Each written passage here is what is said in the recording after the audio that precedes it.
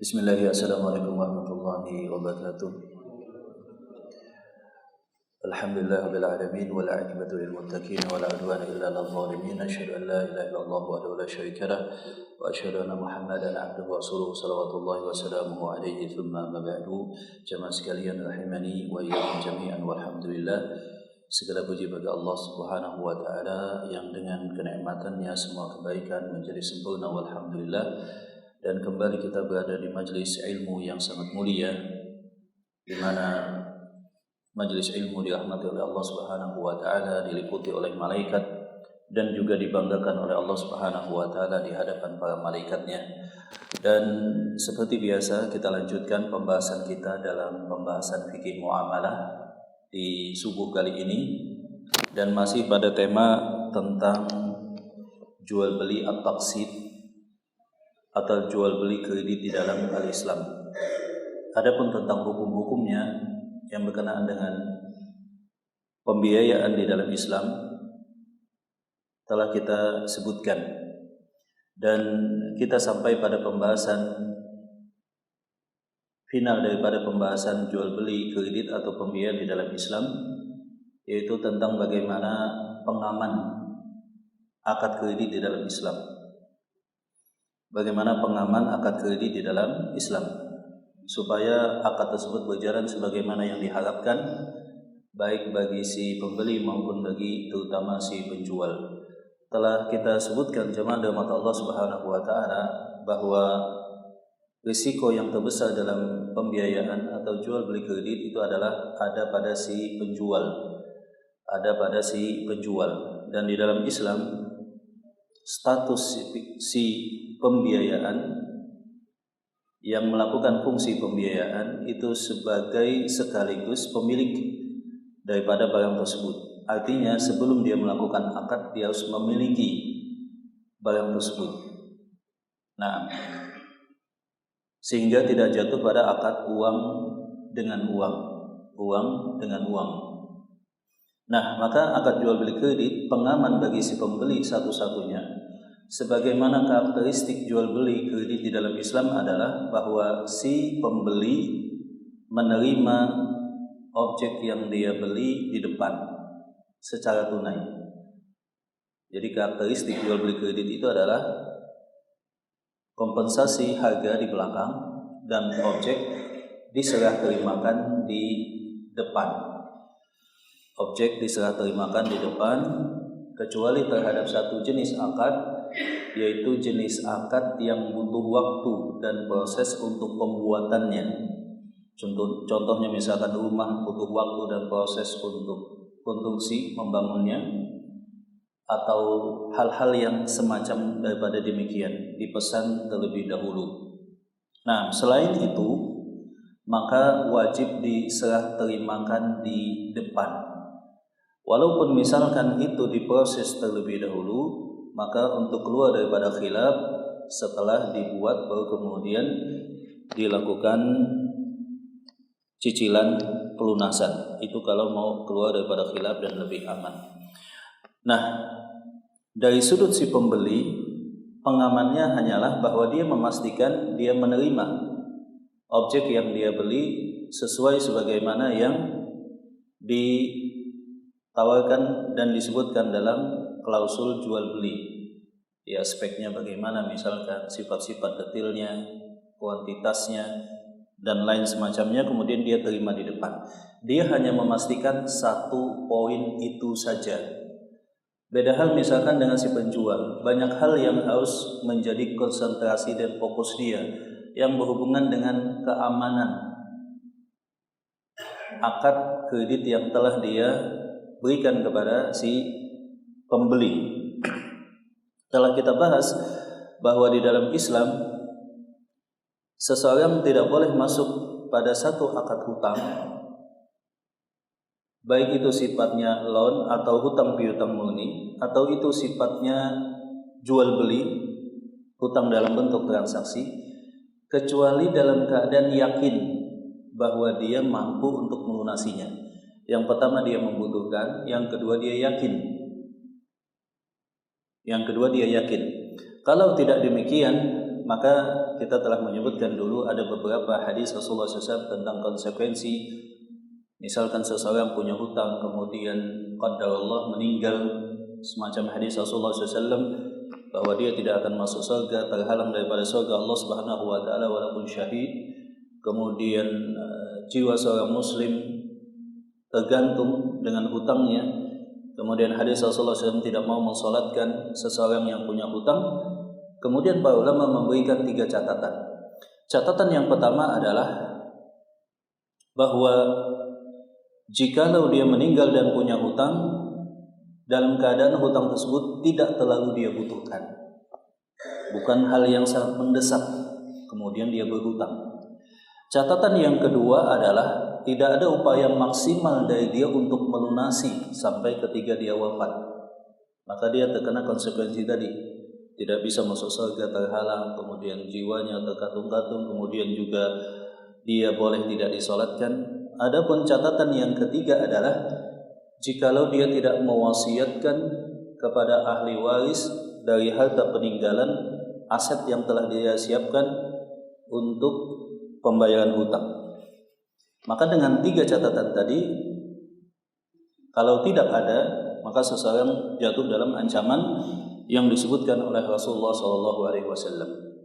Jadi para ulama memberikan catatan tidak semua hutang kemudian seorang muslim tidak bisa masuk surga, akan tetapi dengan beberapa catatan dan ketentuan. Nah, jemaah rahmat Allah Subhanahu wa taala, artinya ketika seorang muslim masuk pada akad hutang, dia dalam kondisi sadar sepenuhnya risiko yang akan dia alami, kemudian tingkat kebutuhan sehingga dia masuk pada akad hutang, dan kemampuan finansial dia untuk pelunasan. Kalau tidak demikian, sebaiknya jangan. Kalau tidak demikian, maka sebaiknya jangan. Demikian juga lembaga pembiayaan Islam, maksudnya syariah, ya sebagaimana ketentuan formil lainnya, dan itu standar biasa, biasanya akan melakukan semacam data, input data, kemudian verifikasi, kemudian juga memastikan pemasukan, aset, tanggungan, apa yang bisa menjadi kolateral dan hal yang semacamnya. Kemudian dicek lagi di catatan BI checking. Dulu namanya BI checking, sekarang namanya kalau nggak salah Silk. Setelah dicek kemudian aman, baru kemudian dikucurkan pembiayaan. Itu hal yang formil, standar biasa. Kebanyakan demikian memang standar minimalnya. Nah, kalau kita bandingkan jemaah rahmat Allah Subhanahu wa taala, pengaman akad kredit di dalam Islam itu tidak seperti pengaman akad kredit di akad konvensional bagi si penjual. Kalau di konvensional kita tahu misalkan biasanya pengamannya itu yang pertama tentu saja adalah harga objek itu dengan sistem floating bunga floating, di mana kenaikan harga bunga juga menyesuaikan terhadap cicilan, besaran cicilan. Kemudian pengaman yang lain adanya wajib kolateral. Ya, biasanya kalau akad pembiayaan objek yang ditransaksikan, maka otomatis itu adalah objek yang ditransaksikan. Kemudian ada juga asuransi. Kemudian berikutnya itu pun dilapisi dengan akad leasing atau akad sewa. Kemudian berikutnya ketika berada pada satu titik wan prestasi misalkan dengan klausul khusus, maka dilakukan penyitaan. Hanya saja beda memang karakteristiknya antara penyitaan akad leasing biasanya di kendaraan dengan akad KPR rumah, di mana rumah biasanya harus masuk ke badan lelang. Nah, jemaah rahmat Allah Subhanahu wa taala, sehingga kalau kita lihat karakteristiknya, ada potensi pembiayaan konvensional, angka NPL-nya, angka kemacetan kredit itu lebih kecil, lebih bisa ditekan.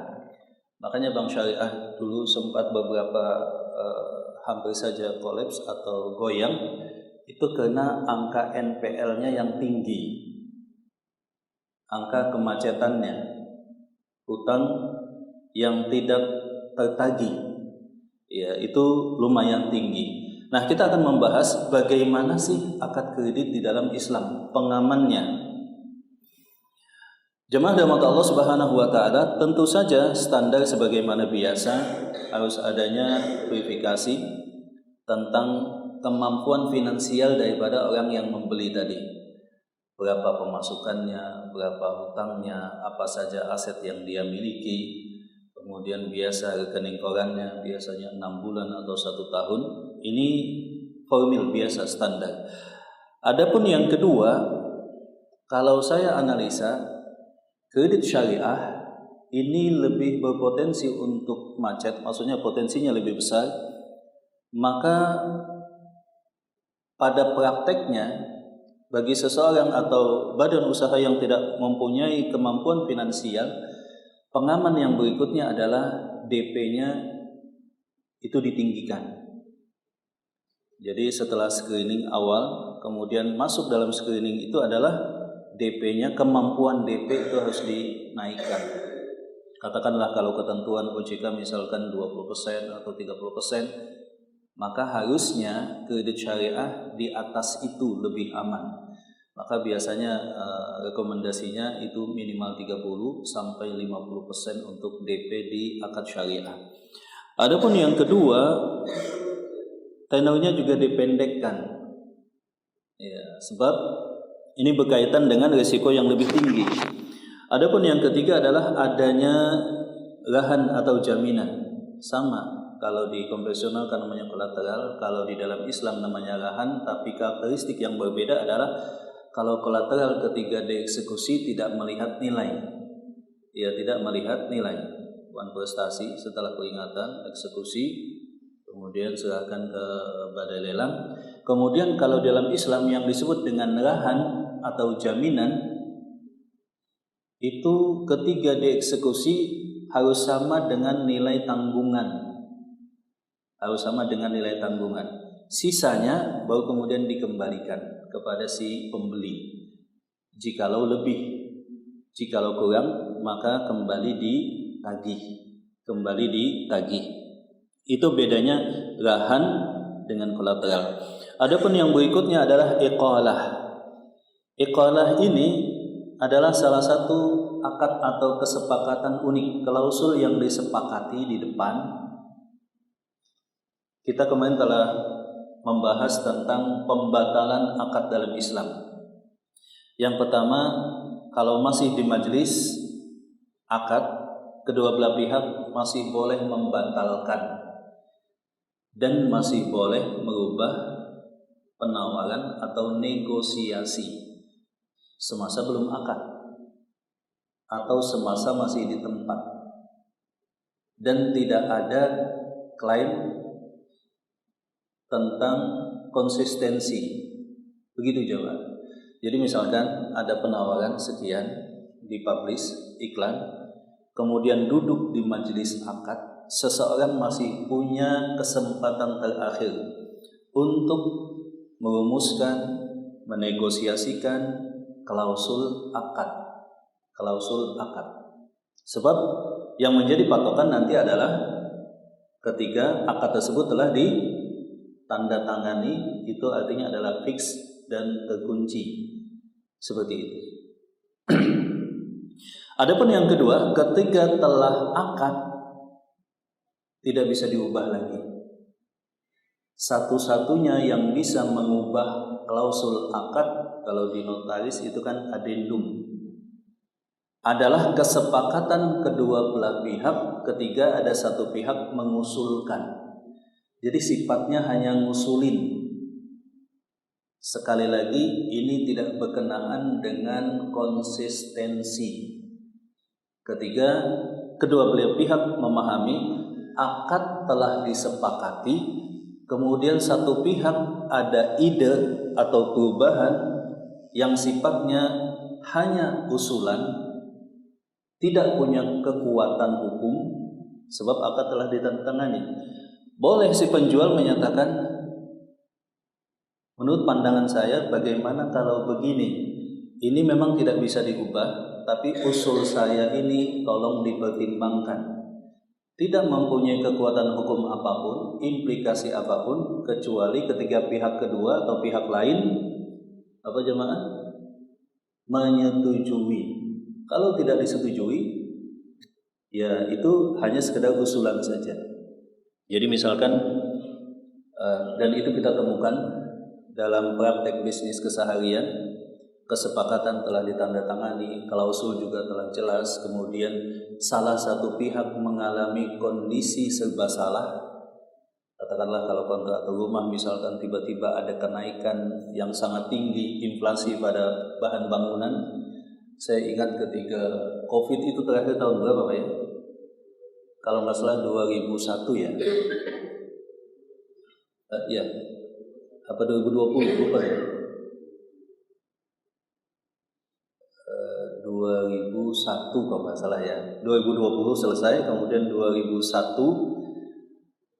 saat itu kalau saya tidak salah ingat, teman-teman yang biasa mengerjakan konstruksi saat itu bahan bangunan stabil, bahkan deflasi, mengalami penurunan karena COVID. Pembangunan juga minim. Nah, ketika COVID itu selesai, pas juga pergantian tahun baru, pas juga ada di Balikpapan sentimen ekonominya kan ada misalkan katakanlah ada MP, kemudian ada EKN. Ternyata di awal tahun 2021 kalau nggak salah itu harga bahan bangunan loncat. Loncatnya bukan 10%, pada sebagian item bahan bangunan bahkan 30-50%. Kita bisa bayangkan jikalau seorang kontraktor rumah sudah terikat dengan harga, katakanlah supaya dia bisa bertahan dengan harga yang minim,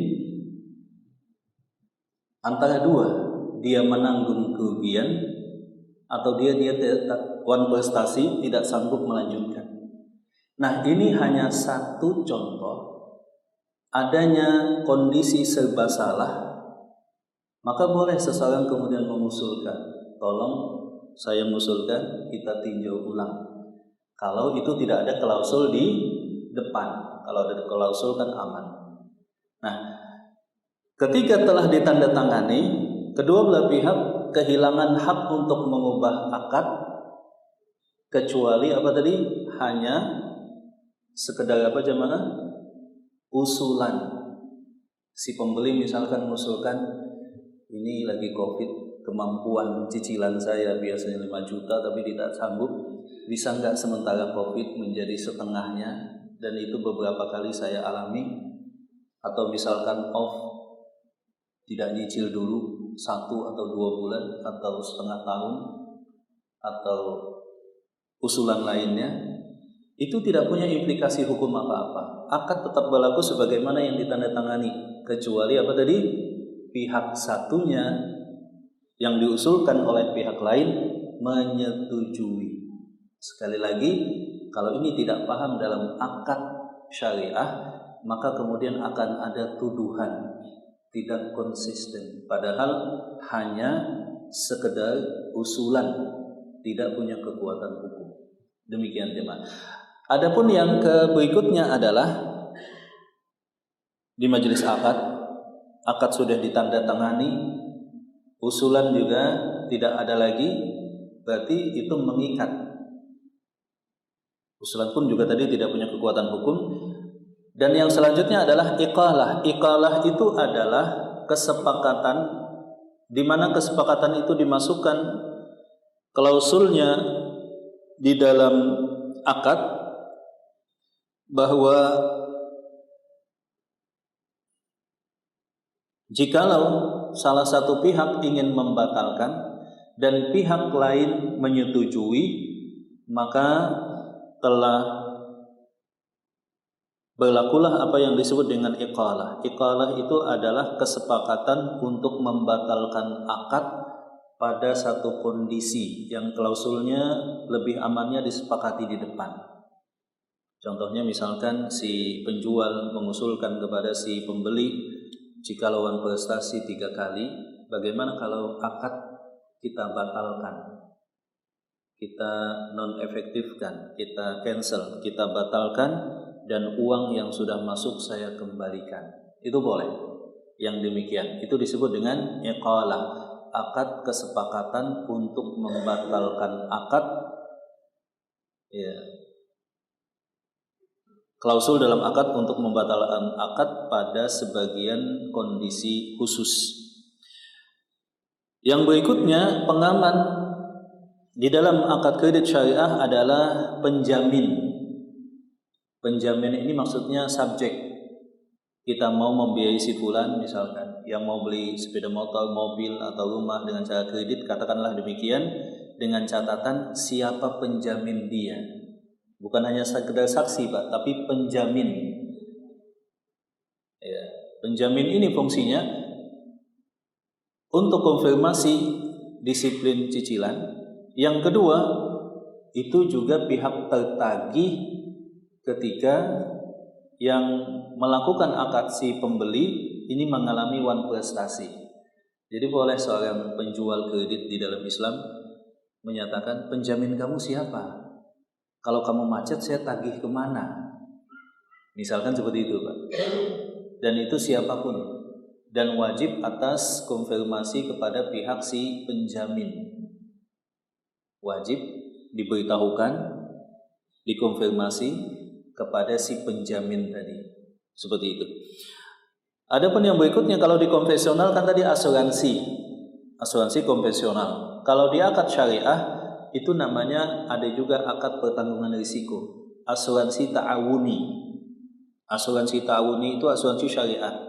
Kalau kita lihat asuransi konvensional itu kan akad pertanggungan risiko, adanya premi yang dibayarkan, kesepakatan dan mendapatkan polis pertanggungan, kemudian premi bulanan, di mana premi tadi otomatis sepenuhnya menjadi perusahaan asuransi, milik perusahaan asuransi.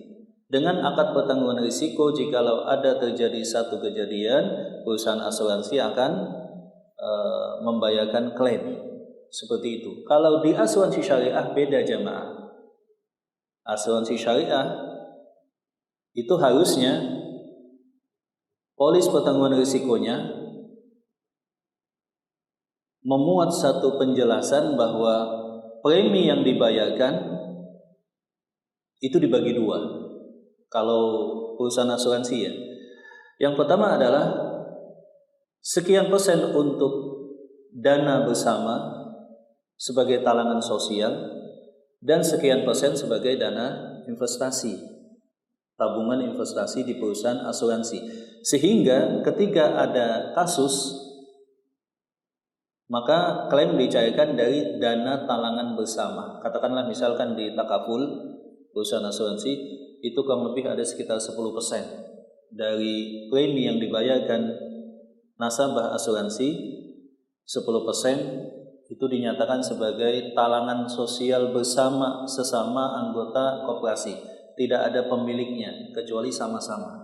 Nah, dari situlah kemudian klaim ditalangi atau dicairkan. Nah, asuransi itu hanya istilah. Intinya pengaman risiko, pertanggungan risiko. Bisa juga seseorang yang menjual sesuatu secara kredit, dia menetapkan nominal tertentu sebagai pengaman. Katakanlah misalkan si fulan A, dia penjual mobil secara kredit.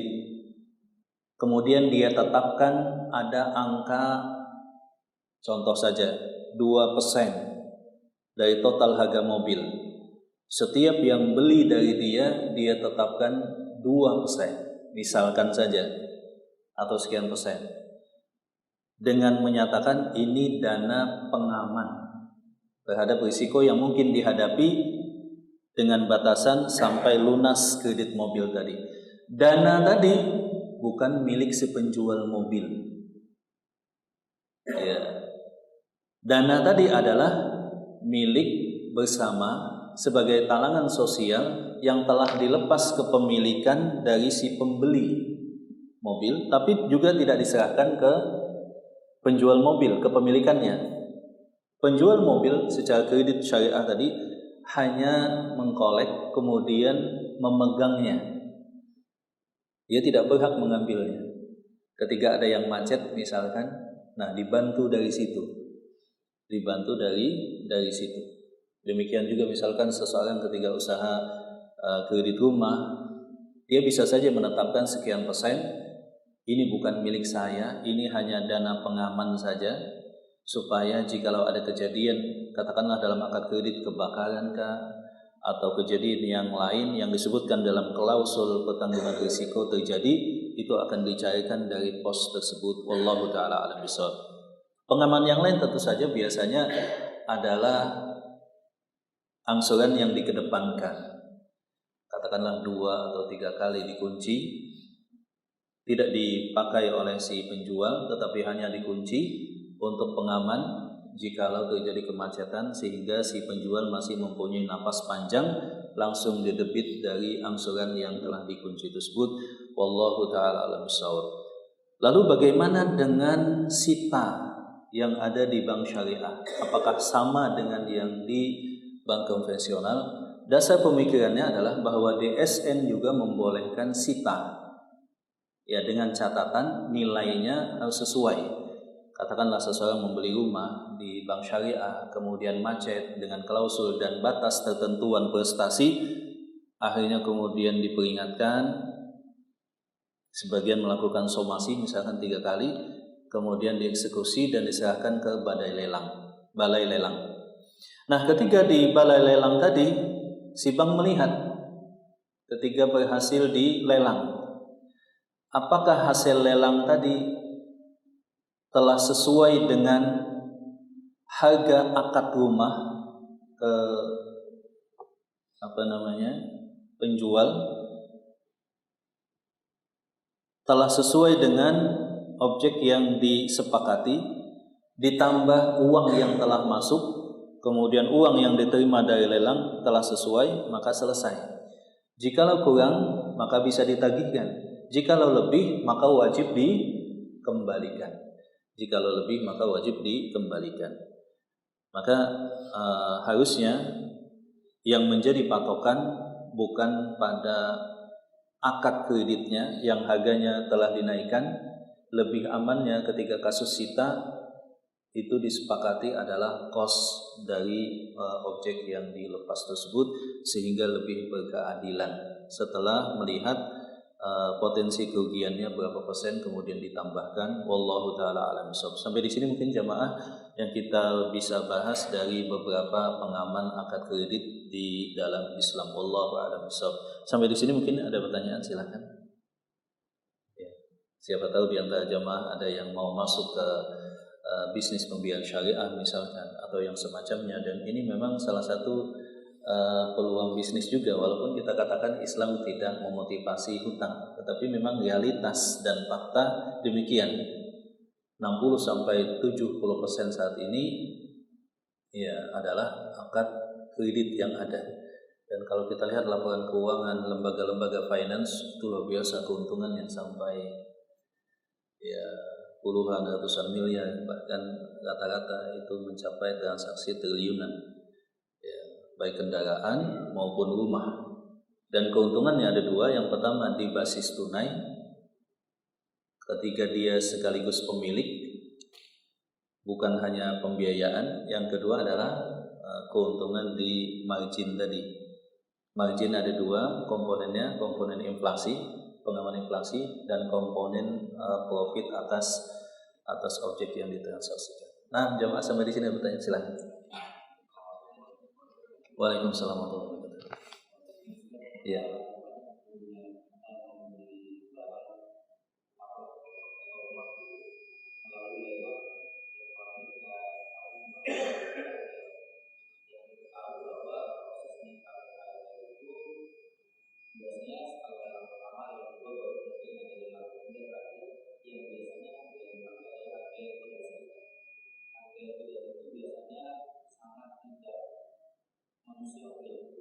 Ya.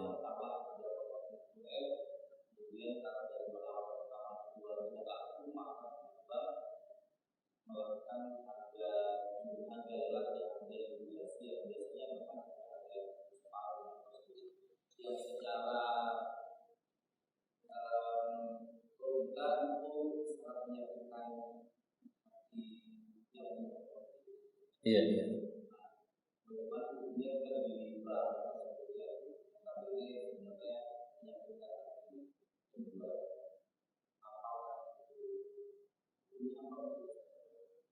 Ya, jemaah rahmat Allah Subhanahu wa taala, seseorang boleh masuk ke lelang ketika itu adalah sitaan atas semacam kasus korupsi, kasus yang lainnya, itu tidak ada masalah sama sekali. Kan biasanya ada ya pengumuman lelang, misalkan sitaan barang yang bermasalah, terutama dari KPK, kemudian kejaksaan, masuk ke balai lelang. Adapun yang kedua, ikut lelang di proses penyitaannya sesuai syariah. Nah, itu tidak masalah, begitu ya. Ketika nanti ini kan. Kemudian yang ketiga, kalau proses lelangnya zolim, maka kita tidak boleh masuk. Lebih aman jangan. Dan memang ketentuan lelang itu kan bagaimana objek tersebut terjual, dilikuidasi, kemudian kerugian lembaga pembiayaan tadi bisa diminimalisir. Niatnya kan seperti itu. Maka biasanya dikasih kesempatan untuk menjual. Silakan Pak, jual dulu sebelum kami eksekusi. Sebagian lembaga pembiayaan seperti itu.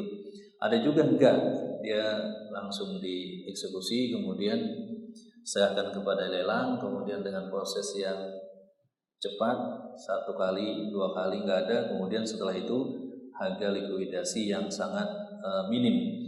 Nah, alasan yang dikemukakan adalah kerugian harga likuidasi tadi adalah harga kompensasi atas kerugian yang ditanggung oleh lembaga pembiayaan. Sebetulnya bukan kompensasi juga Pak ya, malah untung gitu ya.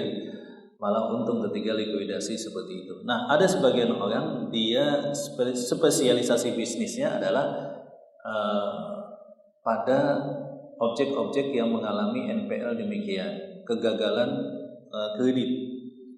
Dia khusus beli di balai lelang demikian. Maka itu lebih amannya tidak masuk ke bisnis tersebut. Lebih amannya kita kan berbicara tentang kalau Bapak tadi menyatakan dari sudut siapa pemilik Pak ya, kemudian di likuidasi, kemudian merasa rugi cuma setengah bahkan kurang daripada nilai pasaran objek tersebut. Adapun bank alasannya kami juga dirugikan seperti itu ya. Walaupun kita katakan memang tadi tidak sesuai syariah. Yang sesuai syariah harusnya diberikan kesempatan atau misalkan dibeli kembali buyback, atau misalkan kalaupun terpaksa lelang dihitung lagi. Kalau bank menderita kerugian maka harus ada penjelasannya, takwid namanya dalam Islam. Itu boleh diambil. Nah, yang menarik itu adalah peluang sebagian orang mengkhususkan pada bisnis jual beli BU, butuh uang. Jadi kan sebelum masuk badai lelang tentu orang lebih memilih menjual objeknya. Nah, menjual objek itu lebih dipilih daripada dilikuidasi oleh bank atau badai lelang. Maka biasanya sebagian teman-teman itu yang punya likuiditas kuat, modal kuat, bisnisnya seperti itu, untuk exit yang punya aset sebelum diambil oleh bank. Jual beli terpaksa, al-mubtal. Apakah itu boleh? Ulama dua pendapat. Pendapat yang pertama boleh. Ya, boleh walaupun harganya jauh. Ya, contoh misalkan ada beberapa teman beli aset dengan harga setengah. Saya juga pernah beli aset harganya cuma 50%. Tapi dia minta tolong Ustadz beli 50% saja. Tapi hari ini juga, ya kan? Dan itu sulit. Kenapa Pak kalau nggak hari ini? Waduh, kalau nggak hari ini juga saya nggak bisa apa-apa Ustadz. Habis saya. Misalkan kasus seperti itu, dan itu pernah saya alami. Nah, ada ulama yang menyatakan boleh. Sebab kalau nggak ditolong makin bahaya. Ada juga para ulama menyatakan tidak boleh. Sebab itu adalah jual beli orang yang sangat terpaksa, dan lebih aman kita tidak masuk pada wilayah orang yang sedang sangat terpaksa kecuali niatnya membantu. Kalau ingin dapat profit jangan. Ini ada dua pendapat memang seperti itu. Jadi tadi memang ya sulit sebab intinya kalau mau bisnis di balai lelang, ikut lelang, lebih aman jangan tentu saja. Kemudian kalau kita dilikuidasi, dieksekusi, ya memang risiko di konvensional demikian. Kalau di syariah harusnya ada hitung-hitungan bahwa kedua belah pihak tidak mengalami kerugian.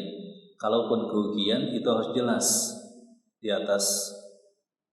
Yang paling berkeadilan adalah cicilan yang telah masuk dikompensasikan setelah dikurangi nilai real kerugian si penjual karena terjadinya kemacetan tadi.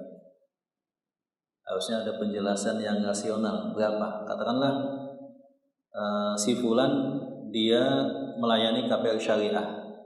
Kemudian ada yang macet, dalam klausul 3 kali sama-sama sepakat membatalkan. Harusnya yang berkeadilan adalah semua uang si pembeli dikembalikan. Tentu saja kalau tidak mampu dengan tahapan, dikurangi kerugian yang ditanggung oleh si penjual. Di sini tentu saja ada 2 karakteristik yang berbeda antara kendaraan sama rumah, sebab kendaraan biasanya harganya akan mengalami inflasi, sedangkan rumah dalam ekonomi yang normal atau bagus akan mengalami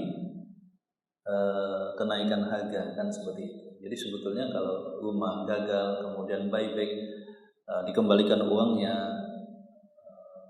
apalagi ditambah kerugian misalkan takwid, sebetulnya untung saja sih di pelopor. Wallahu a'lam. Ya, ada yang lain satu lagi coba. Ya, silakan. Waalaikumsalam.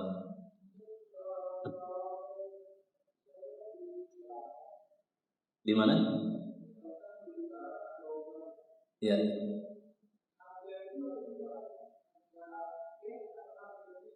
Ya.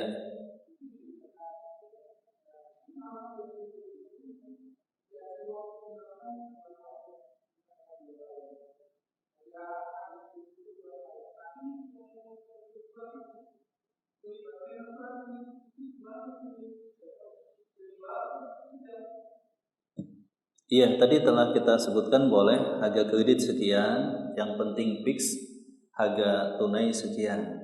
Kemudian supaya pengaman ada asuransi. Kita lihat lagi, ini asuransinya apa? Apakah asuransi syariah? Asuransi syariah itu kan tadi premi dibagi 2, tabungan sama dana talangan. Kalau itu perusahaan pembiayaan, dia biasanya langsung memasukkan bagian dari komponen tersebut ke talangan bersama ke perusahaan asuransi. Ada lewat perusahaan asuransi dan kita tidak tahu apakah di dalamnya sesuai syariah. Ada juga yang inisiatif mandiri. Kalau inisiatif mandiri kan enak, Pak. Saya biasanya ceritanya bukan di lembaga. Misalkan case-nya adalah kita penjualnya. Kemudian kita katakan ini harga jualnya, ada tambahan biaya asuransi. Yang dimaksud asuransi di situ adalah si penjual mengelola dana mitigasi risiko, bukan milik dia. Hanya dia dikumpulin. Kalau ada risiko, misalkan kemacetan atau kebakaran atau kecelakaan, diambil dari itu. Dan klausul itu harus diberitahukan kepada si pembeli. Ini Pak, ada tambahan dana asuransi, tapi tidak saya serahkan ke perusahaan asuransi, saya kelola sendiri. Ini statusnya bukan milik saya. Ada rekening khusus ya, untuk mitigasi risiko misalkan atau yang lainnya. Tapi kalau itu lembaga pembiayaan diserahkan ke perusahaan asuransi, maka harus jelas itu perusahaan asuransi syariah. Kadang-kadang kan syariah, tapi misalkan praktiknya tidak sesuai syariah, maka itu juga tidak boleh. Di sebagian bank syariah, dulu di BNI Syariah, masih ada beberapa keringanan tidak ikut asuransi ketika mengisi formulir khusus, ya, menyatakan tidak ikut asuransi. Nggak tahu kalau sekarang apakah masih ada demikian. Wallahu a'lam bishawab. Sampai di sini mungkin dengan demikian jamaah kita telah menyelesaikan tema tentang ketentuan dan hukum yang berkenaan dengan akad kredit di dalam Islam. Kurang lebih ada 4 atau 5 kali kemarin ya. Semoga bermanfaat. Barakallahu fikum. Subhanakallahumma wa bihamdika asyhadu an la ilaha illa anta astaghfiruka wa atubu ilaik. Wa akhir da'wana alhamdulillahi rabbil alamin. Assalamualaikum warahmatullahi wabarakatuh.